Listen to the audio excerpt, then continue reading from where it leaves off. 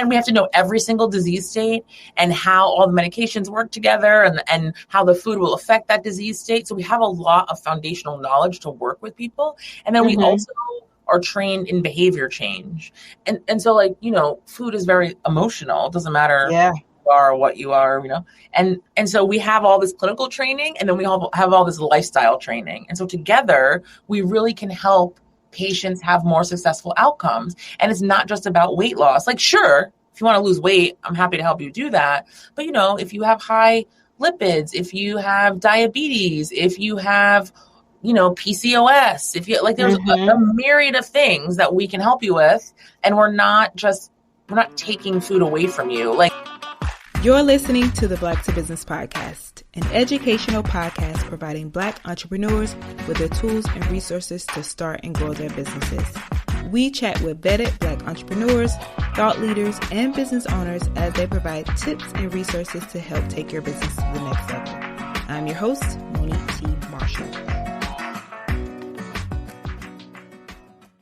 Hey there, Changemaker and Trailblazer. Welcome back to the Black to Business Podcast. I'm your lovely host, Monique T. Marshall.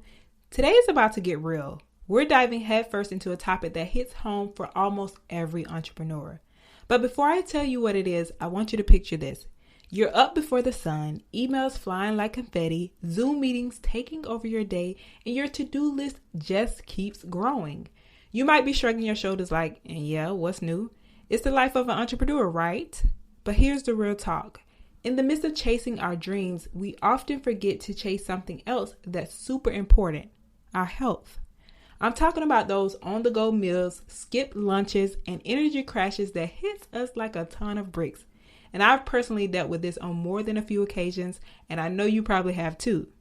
But don't you worry, my friend, because today we're diving headfirst into a conversation that's about to revolutionize the way you hustle.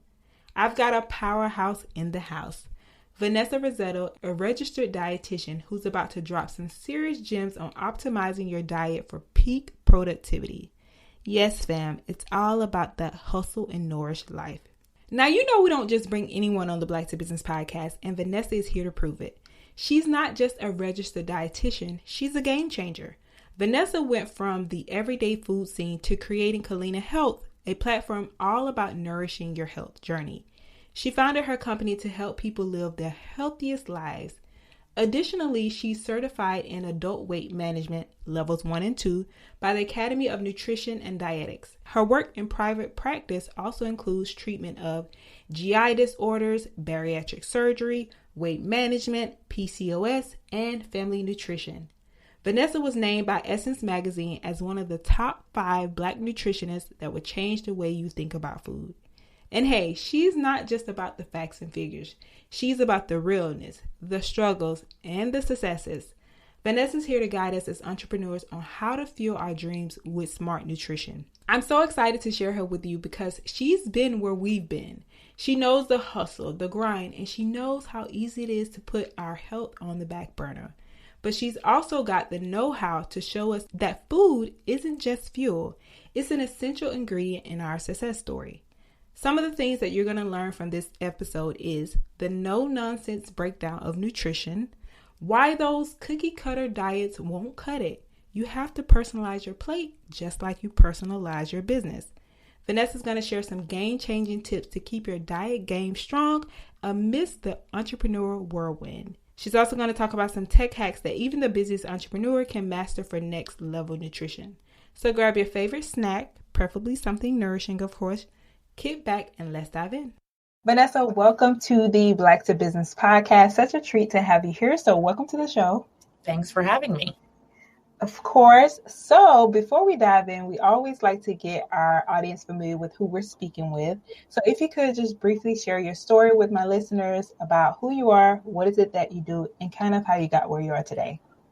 Yeah, my name is Vanessa Risseto, and I am a registered dietitian by trade. And I've worked in every area of nutrition, actually, like from the hospital to home infusion to wellness companies and then private practice.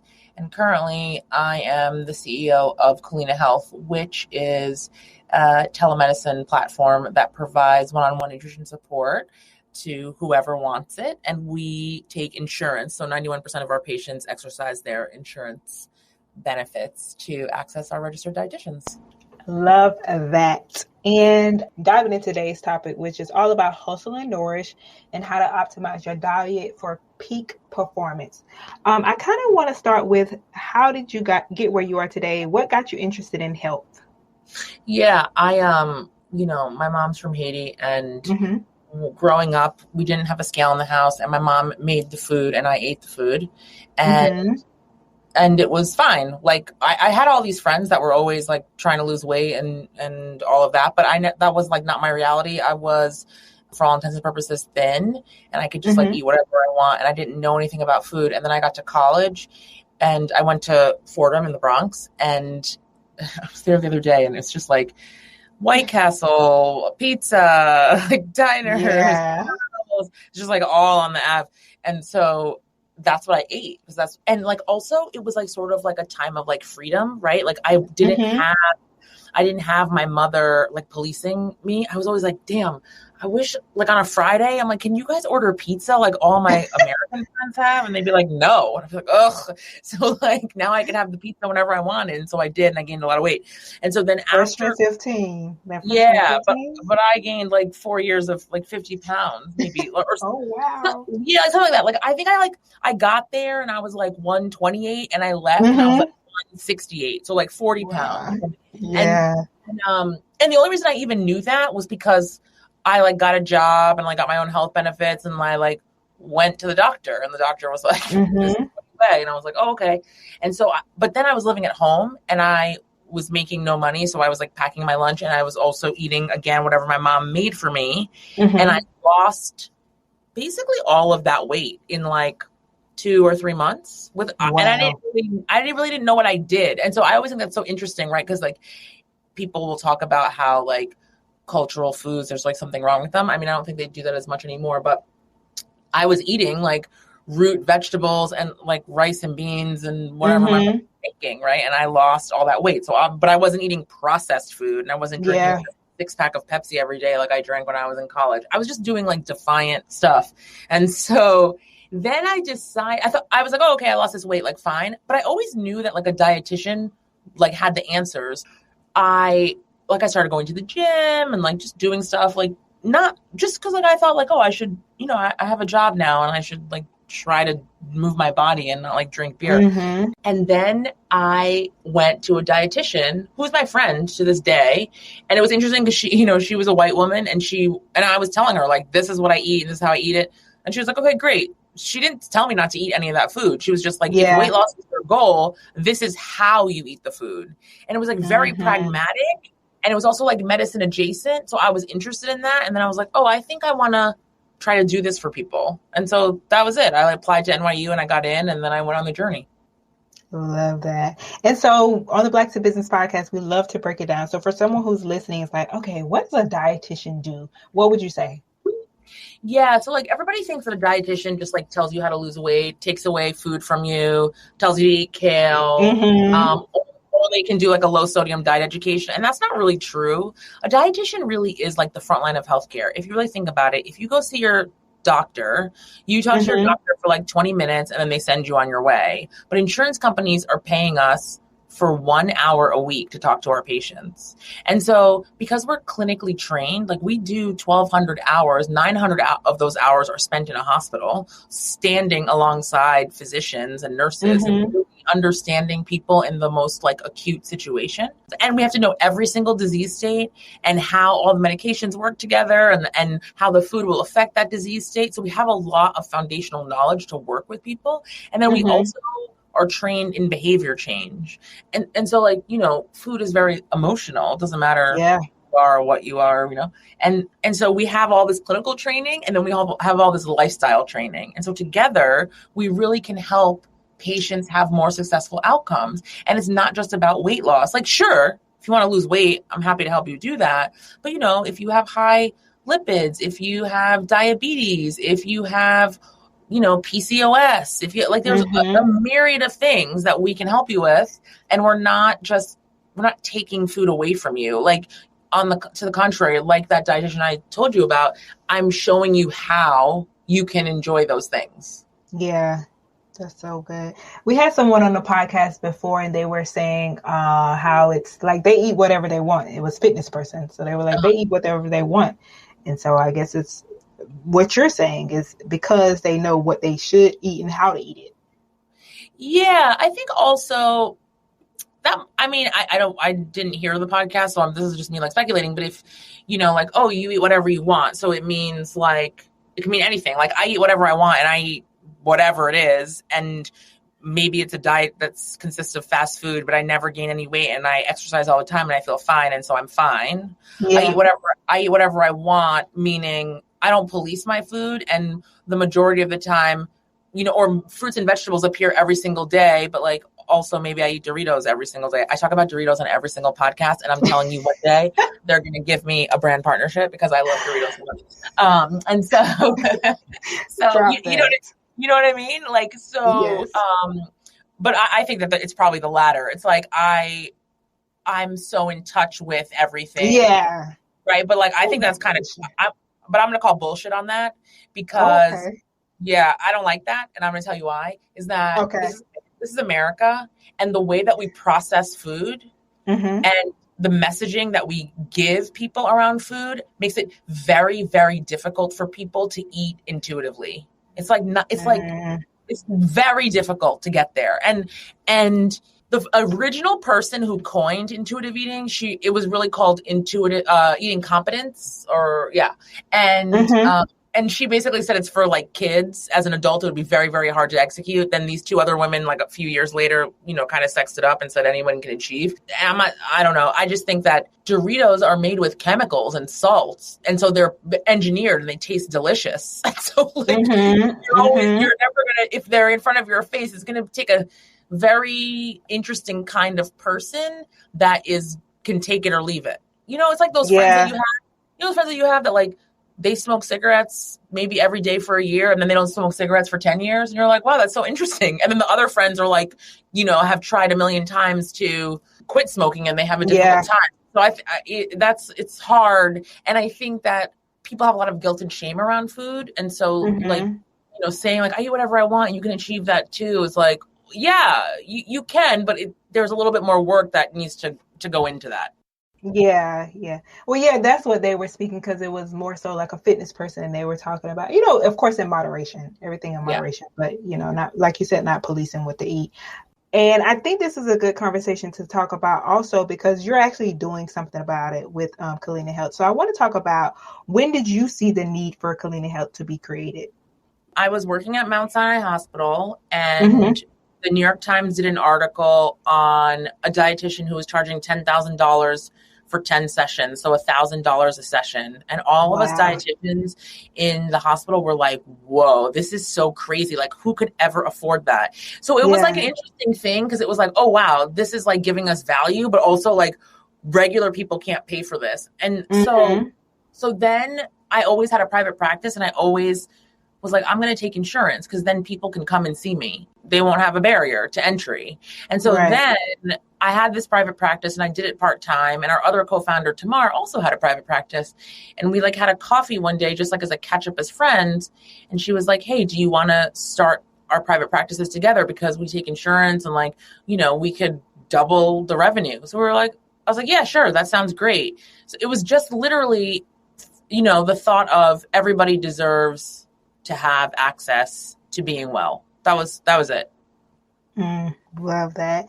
And so you said literally the thought. So the thought, and then you went and got venture capital investments. And you've raised over $10 million.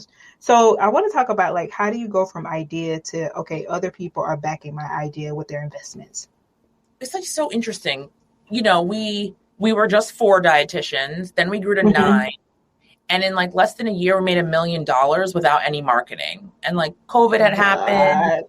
Yeah. And like that was like not a normal thing for a private practice. It wasn't, but COVID had happened. It was the first time that the insurance companies were paying a telemedicine visit at the same rate as an in-office visit. And everything was via the computer. So it allowed us to see more people in less time. Right. And so like we were just growing. We were just like churning it out. And then And then we were doing a lot of like press, like we're doing a lot of like podcasts and like virtual television spots and writing articles and radio shows. And then venture capitalists started calling because they're curious about the space. Yeah, they were like curious about the space, and nobody was doing it like us.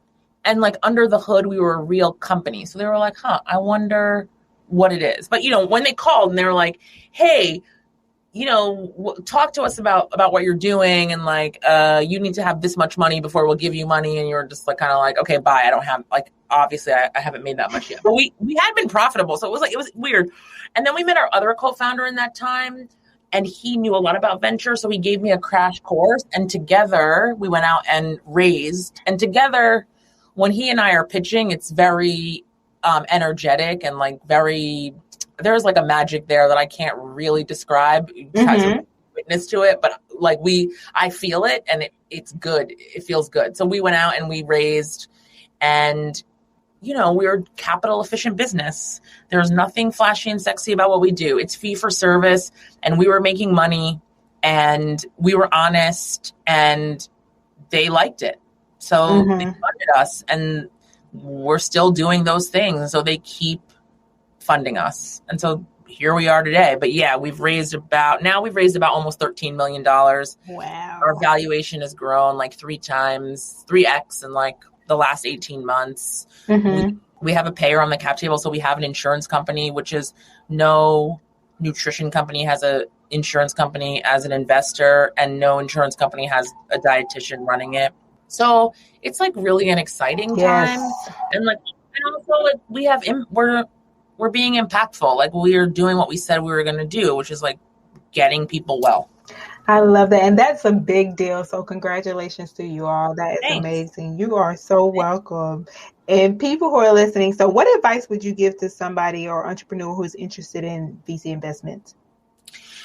I mean, the market is an interesting place. So like in 2021, when we raised, it was like kind of challenging because nobody had really, the space was like new for them, for the VCs. Like they were interested in it, but they couldn't wrap their minds around it. And all they knew was like Noom and Weight Watchers. So it was weird, right? So it was hard, but nobody had deployed capital for like a year. So there was money and market, it was very favorable to the founder. And so the valuations were like very high, et cetera. Not us though. Everything we did was like, we just kept it a buck. So, which like helped us in the end.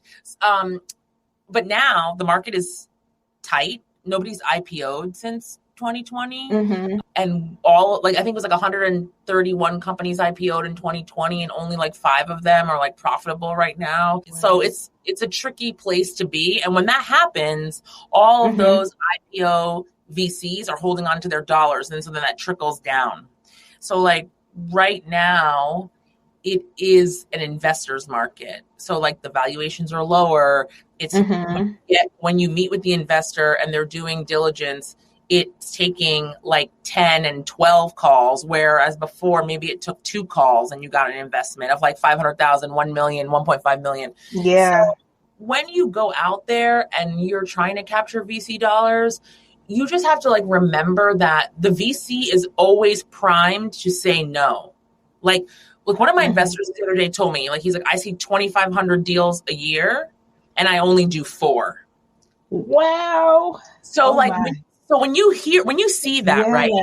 When you hear that, then you're like, oh, so it's not personal. I think that's the thing, especially like being a woman of color. Like we don't get that many VC dollars to begin with. And it's like this pattern matching, right? It's like the, intersectionality of race, right? Like white men see black men in the locker room and they see white women in the living room, but where do they see black women? Like they don't really see them. So it's like hard, right? And then they see you and you're like, yes, my parents loved me. I went to college. I'm functioning and I'm not selling you a consumer packaged good. I'm in healthcare. So I came to play. Right. It's like hard for them to wrap their minds around that. It's a very specific kind of person that is like ready to back you.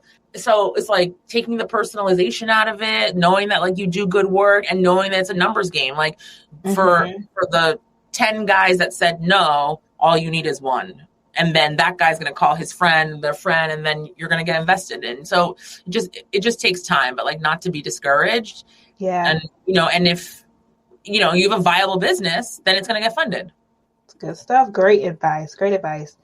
Now let's get into today's topic, which is about hustle and nourish. So this is the Blacks in Business podcast, and we're all about how to be at your peak in productivity. So I want to talk about understanding the importance of nutrition. You kind of defined dietitian for us. Like, how would you define nutrition? I mean, nutrition is not just food, right? Like, how do you nourish like your soul, like your mental state? You take care of your mental state every day. And if you are like really like overeating like processed things, and you're just like always on the go, and you're not sleeping, and you're drinking a lot of alcohol, then like you're not being nourished at all. And so that's going to adversely affect you. So it's really like the whole person. And like, you don't have to eat kale every day to be having nutritious things, but also like a handle of vodka every week is also not great. So it's like finding that balance, like what works for you, and what works for me doesn't work for you. And that's okay. Perfect segue into my next question, Vanessa, which is about like some of the common misconceptions that people have about diet and nutrition. And I think a lot of people do see, especially online, they see something working for someone else. But I want you to talk about more so the personalization in diets and how people don't have to follow what they see everyone else doing. Yeah. I mean, it's like, for example, I think like the biggest thing these days is it's like probiotics, right? Everybody's like, probiotics. And you're like, all right, yeah, like probiotics are great. And like probiotics can help you, but not everybody needs to have a probiotic, because it could really impact you in a negative way, because maybe your body can't take all that flood of bacteria. Just like fiber, yes, fiber is great. We know fiber is great for you. Fiber helps with like gut health and weight management and lowering cholesterol. And, the recommendation is somewhere between like 28 and 35 grams, but that might be too much for someone, or it might be too little for someone. And so just because your friends are doing it doesn't mean you have to do it. And that's the thing, people will be like, oh, my doctor told me to just do keto. And it's like, well, why did your doctor tell you to just do keto? Like, oh, well, he did it and it worked for him. Like, oh, okay, my doctor told me to do intermittent fasting. She did it and it worked for her. Like, that's great, but maybe that's too restrictive for someone. Like, have you found out all the things that this person goes through on a daily basis, and then like devised a plan for them? And so that's like sort of the thing that I caution against. Like, yeah, all quote unquote diets work, but how sustainable are they? Because if you can't sustain it in perpetuity, then you shouldn't be doing it. Right. And so as a registered dietitian, nutritionist, what in your experience have been some of the things that people ignore when they think about a diet? Well, everybody wants something to be like really fast. So they're like, oh, can I lose 10 pounds in 2 weeks? And I'm like, I mean, maybe, but it's going to come back, and then you're going to be mad, and then you're going to be in a worse off situation. Or, they're really trying to restrict things, calories, macronutrients, protein, fat, and carbohydrate. Like, oh, I don't eat carbs. And it's like, yeah, but that's going to just backfire later, and you're going to go ham the second you get a carb. Or like, I don't eat all day, and then I eat at 5, but I can't seem to lose weight. And then when you do like a recall, these people are eating like 4,000 and 5,000 calories before they sit down for dinner. And so those are the things. It's like that restriction, that constant restriction is the thing that's going to mess with you in the end.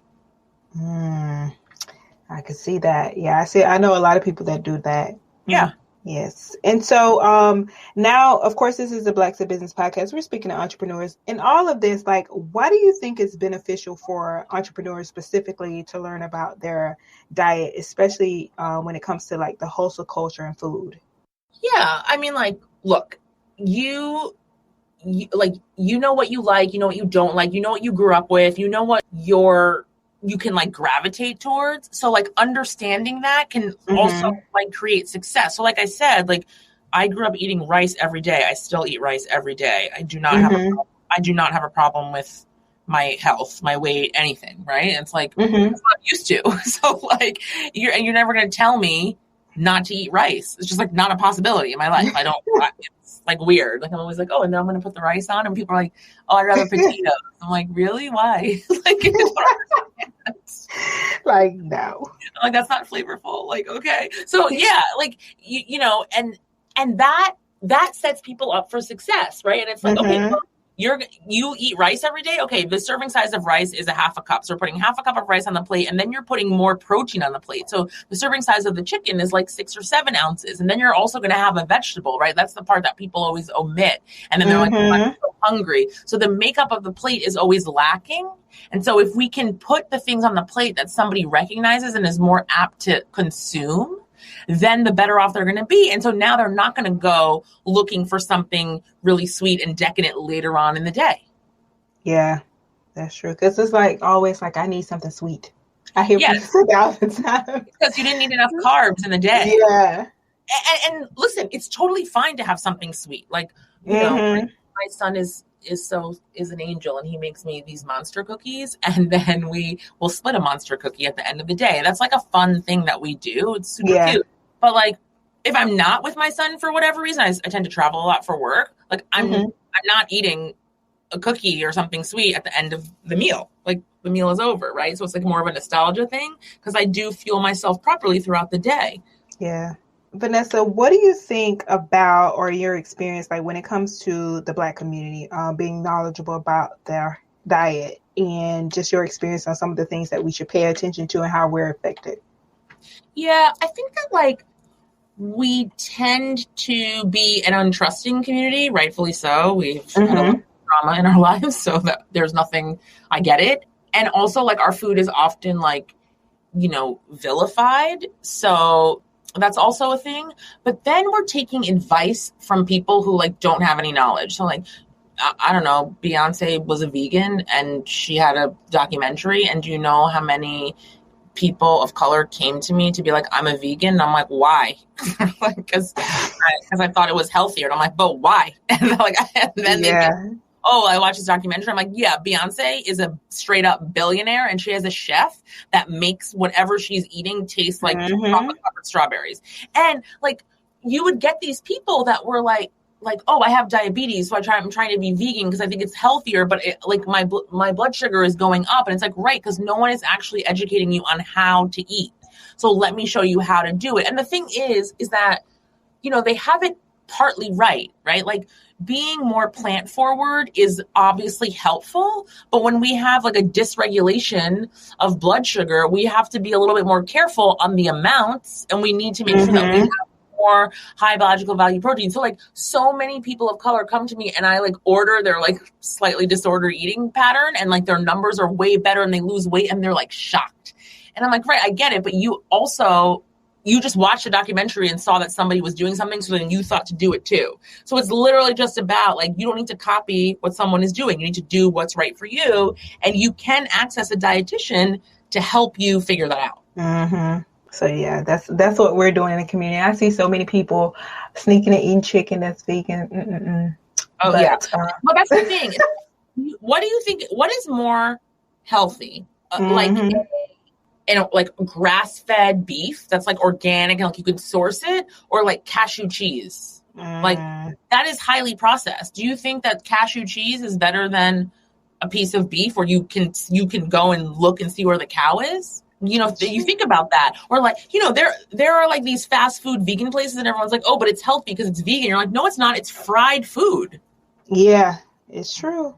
Yeah, I've tried it, and I'm in New York too, so it's like I see all the restaurants. I'm like, this tastes similar, or this is no better for me than anything. I mean, I'm not vegan or anything, but I do everything in moderation.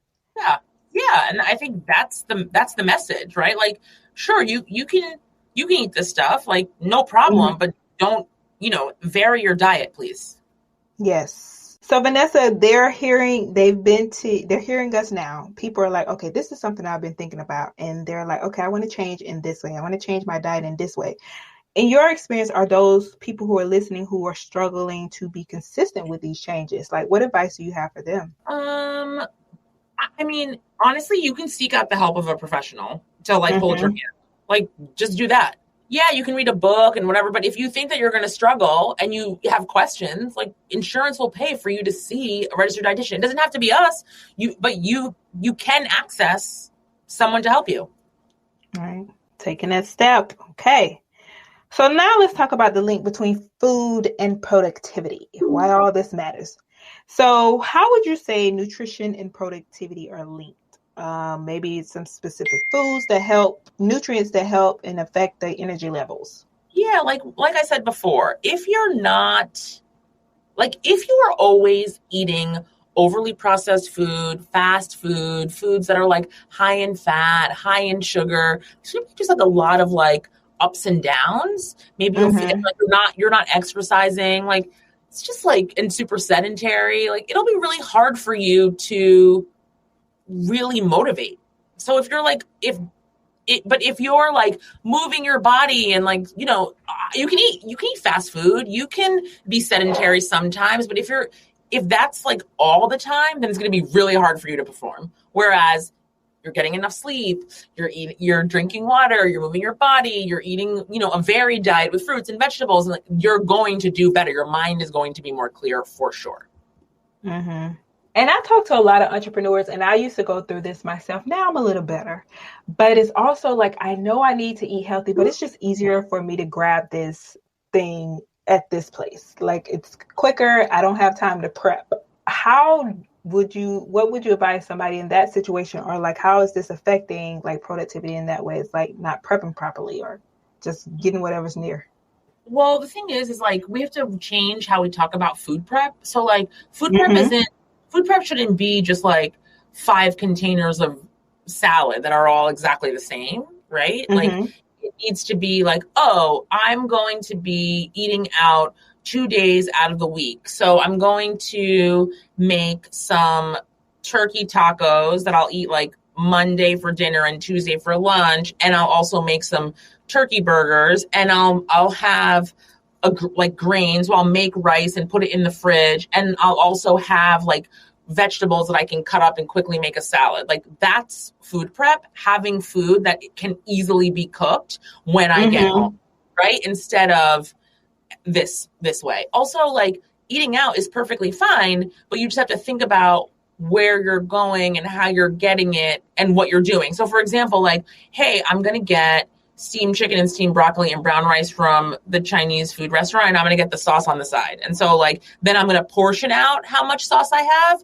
And not that I'm not going to have any sauce, but I'm going to be in control instead of having it being like drenched in. And so like, then that leaves me feeling less sluggish because it's less fat. It's less, it's not as heavy as a meal. And I'll be able to go on my walk after dinner that I normally go on and with my friend, or, do the work that I still need to do because I won't be feeling tired and stuff like that. So just like, it's more about like planning ahead and seeing what your schedule is like than like making all this food that I'm going to eat every single day this week. Noted. Sauce on the side. Yeah. Got it. And so you have created a pretty cool resource, tech medicine platform. And I want to talk about how technology is assisting in optimizing diet for productivity. Like, how is technology helping in all of this? Yeah, like AI is a big thing. There's a lot of automations there. So like the model is trained on what we have been, all the advice that we've been providing patients, all the care that we've been delivering to patients. And so when there are automations, when you text me in the app that you are looking for, a lower carb Italian recipe, I don't have to go do the research. I can just, the model can just see and say like, okay, here are like 5 lower carb recipes, right? And so then that makes me as the dietitian more productive, and it gets you the answers faster. Of course, when we're in session, of course, if you have a more intricate question, then I can come in and answer, but it allows us to service more patients in real time. Love that. And so let's talk about how do people get involved with Culina Health? So what's the sign up process? Like, what's the process for? Yeah, we have a direct to initial. So you can just go on the website and like, you can, it'll ask you a lot of questions about yourself, and then it will match you based on like day and time and like why you're coming in. You're also free to have a discovery call. So you can actually set up a time to talk to one of our care coordinators, tell your story and get matched that way. And we check your insurance, what your benefits are, and then, you will come into the funnel. So we'll send you an intake questionnaire, and then your RD will set time with you. And then once that happens, you'll have your appointment. It'll be about an hour, and you guys will together come up with with a plan that is sustainable and gets you success. Love that. And Vanessa, in your work, like, how have you seen, I'm pretty sure you see this all the time, but just to share with my audience, like the transformations that you've witnessed through your platform and what you've been able to create? Oh yeah. I mean, I have like this one patient that like, I just like love him and his wife and his kids. They're like so sweet, but he was someone who had type 2 diabetes. He was being managed by his PCP. His A1C was really high. It wasn't being managed well. He came to me and they were so willing. They just needed somebody to tell them what to do. So I told them what to do. And then his A1C went to a normal range and he lost 50 pounds. And he was like, you literally saved my life. Like I can like walk my daughters down the aisle. Like stuff like that is like why you do it. Right. And like, you didn't have to pay any extra money. It was nothing like flashy. It was just me telling him what to do and then taking the time on the in-between to answer his questions that gave him the success that he needed. I love that. Come on, transformations. And for you, like what's next for Culina Health or some of the things that you all are working on? Yeah, so like more automations. We're definitely doing that. And trying to get in like to more people as humanly possible. So what does that mean? Like, does that mean that, we're integrated with like larger PCP practices? We're integrated more with like different insurance companies. So like, you get a diagnosis, like you have high cholesterol and then like automatically, and you have Blue Cross Blue Shield. So automatically you get 12 sessions with a Culina dietitian. Like that's what the dream is. So hopefully we get there. Yes, we hope so too. And for you as a leader, how do you stay organized? Any tools or resources that help you do so? Oh, yes. It's called pen and paper. I have like I have a notebook. I open it up every day. I put the date in and then I write all the things that I'm going to do with check boxes and I just check them off one at a time. Also, the people populate my Google Calendar so I can see that too. But like, that's how I do it. It's like nothing flashy, just like stable stuff. And what advice would you give to somebody who's in their first year of business? Listen, it's not for the faint of heart, for sure. Like if you're running a business, like the highs are really high and the lows are really low. But if you're doing good work, then that's going to speak for itself. And you don't have to worry about all the distractions. Just, be true to yourself and do what is right, and it'll all work out. And even if it doesn't work out, you can just do something else. Yes, that is true. Yeah. And for you, what's the best risk that you've taken? Going out to raise funding. That was like a huge risk. Yes. How did you know you wanted to raise funding? I knew that we couldn't continue in the capacity that we were continuing. So it was either like we go out there and raise dollars or we abandon the business, because it's really hard, right? Like when you are the sole proprietor, like if the insurance companies aren't paying you, then how do you pay your people? Then you're going into your own bank account and paying your people, things like that. And so even though we were profitable, just the mechanics of how the business was running was difficult. And like, I couldn't hire leadership because I didn't have dollars to pay them. I can only pay RDs because when the RDs did work, we got paid. And so how was I going to do that? I needed to get VC dollars. That's true. It makes sense. And now for a not so serious business round, quick questions. Which TV show do you wish still aired? Beverly Hills 90210. Oh, that's a classic old one. Yes. That is the one for me. I love that. What's the most random social media account you follow? The most random. Girl, I follow so many meme accounts. Like the memes. I'm only on the internet for the memes. The most random. I do think it's Subway Creatures. Do you follow Subway Creatures? I haven't heard of that. I gotta find Subway. Girl, you're in New York. You're in New York. What is that one? Girl, all I'm gonna say, but you need to be following Subway Creatures if you're in New York, because it really separates the men from the boys. If you are a true New Yorker, you look at this thing and you're like, oh my gosh, but you are unfazed. You keep watching. So you're like, oh, wait, what is it, like the rats and stuff? It's beyond that. It's like, Lord. It's every crazy thing you have ever seen on a subway on one account. Ugh. Like the other day, wow. it was a squirrel just like running around. Oh, I just see it now. See, I'm from Georgia, but I've been here 9 years, and I'm like, I think I'm used to this stuff now. But I see it now. I'm looking at it like, oh my God, yeah, this is wild. It is so good. The best is like, yeah, you see, you're watching the one where like the rat is crawling on the guy who's drunk and asleep. Yeah. It's like that. Okay, I gotta follow this one. Yeah, it's good. It's solid gold. Got it. Okay. Yeah. And then can you share a funny or embarrassing business related moment that you've experienced? I have nothing funny that I have experienced. Literally nothing. Nothing. Girl, not a thing. I'm out here fighting for my life every day. Nothing is funny. I mean, we laugh ourselves quietly when we're like, can you believe this just happened? But like, I am always perfect. So, but hey, anything can happen. Yes. I have not yet had the experience of we're laughing in front of all the people. I hope it happens one day. It just hasn't happened to us. That is funny. Okay. It's different when you're a Black woman. You don't get these nothing's laugh. Straight face all day. Yep, that's right. Straight face. And lastly, what does it mean to you to be Black in business? I think, representation matters. Mm-hmm. So people see you, then they know they can do it too. I think that's what it is. Love that. Yeah. Vanessa, this has been amazing. And I just love everything that you're doing, your personality, amazing. And we just thank you for all that you're doing. Thank you so much for being on the show. Thanks for having me. It was a lot of fun. Nice to meet you. And another one. I love how real and relatable that conversation was. Having Vanessa on the show was truly a treat. So before we close out, let's go over some of the highlights.